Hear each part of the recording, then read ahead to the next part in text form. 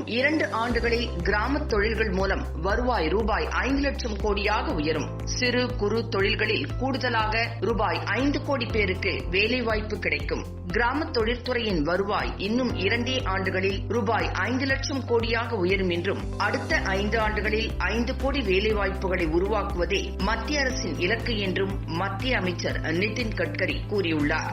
CII எனப்படும் இந்திய தொழிற்துறை கூட்டமைப்பு உலகளாவிய சிறு குறு மற்றும் நடுத்தர தொழில்களுக்கான வர்த்தக உச்சி மாநாடு ஒன்றை காணொலி வாயிலாக நடத்தியது.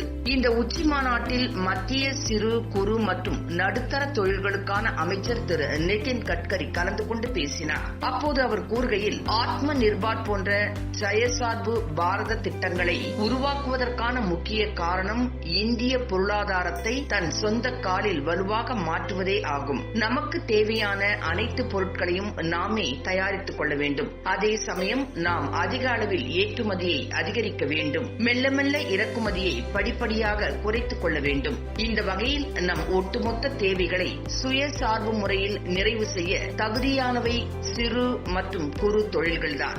இவை வெளிநாட்டு முதலீடுகள் அதிகம் தேவையற்ற துறைகளாகும். இதற்கான பொருளாதார வளர்ச்சிக்கு சிறு குறு நடுத்தர தொழில்துறையின் பங்களிப்பை 30% 40% உயர்த்த வேண்டும். மேலும் சிறு குறு நடுத்தர தொழில் ஏற்றுமதியை 48% 60% உயர்த்தவும் நம் இலக்கு நிர்ணயித்துள்ளோம். சிறு குறு நடுத்தர தொழில்துறைகளிலிருந்து மேலும் 5 கோடி வேலைகளை உருவாக்கவும் அரசாங்கம் திட்டமிட்டுள்ளது. இன்றும் அதிக வேலை வாய்ப்புகளை அள்ளித் தருவதும் இந்த துறைகள்தான். இதன் மூலம் அடுத்த 2 ஆண்டுகளில் கிராம தொழில்துறையின் வருவாய் ரூபாய் 80,000 கோடியிலிருந்து ரூபாய் 5 லட்சம் கோடியாக உயரும் என்பதற்கு நான் உறுதியளிக்கின்றேன். தற்போது MSME துறையில் 11 கோடி பேர் பணியாற்றி வருகின்றனர். அடுத்த 5 ஆண்டுகளில் கூடுதலாக 5 கோடி வேலை வாய்ப்புகளை உருவாக்குவதே மத்திய அரசின் இலக்கு ஆகும். இவ்வாறு மத்திய அமைச்சர் நிதின் கட்கரி தெரிவித்தார்.